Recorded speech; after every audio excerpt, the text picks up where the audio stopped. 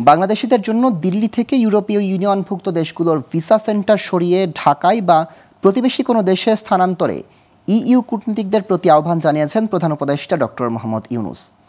দুপুরে ইউরোপীয় ইউনিয়নের বিভিন্ন দেশের রাষ্ট্রদূতদের সঙ্গে বৈঠকে তিনি এই আহ্বান জানান। এ সময় বিগত ১৬ বছরের অত্যাচার, শোষণ, বলপূর্বক গুম, মানবাধিকার লঙ্ঘন সম্পর্কে সংক্ষেপে তুলে ধরেন প্রধান উপদেষ্টা। বিস্তারিত জানাচ্ছেন শাহরিয়ার বাঁধন। সোমবার ইউরোপীয় ইউনিয়নের সব দেশের রাষ্ট্রদূতদের সঙ্গে বৈঠক করেন প্রধান উপদেষ্টা ডক্টর মোহাম্মদ ইউনূস। দুপুর ১২টার দিকে তেজগাঁওয়ে প্রধান উপদেষ্টার কার্যালয়ে এই বৈঠক শুরু হয়।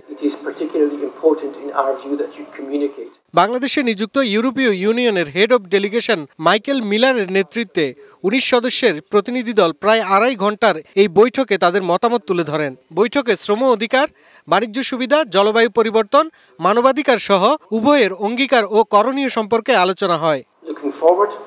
The European Union is committed to supporting Bangladesh's democratic transition the best way we can.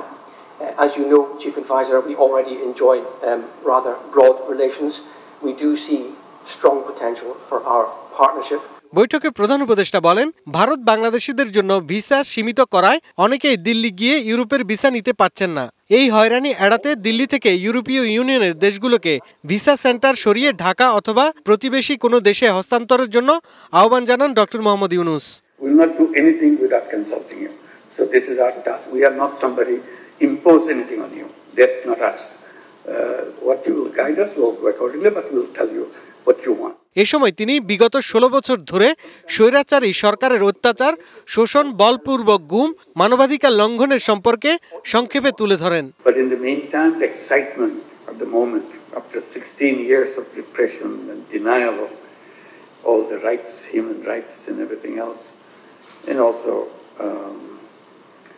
forced disappearances, very painful stories one after another. Bringing the whole economy in a situation where it's almost collapsing.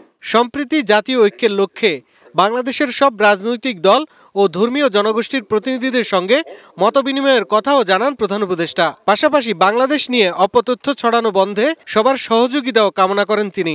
It shows the support to Bangladesh. Shahriar বাঁধন, global television, Dhaka.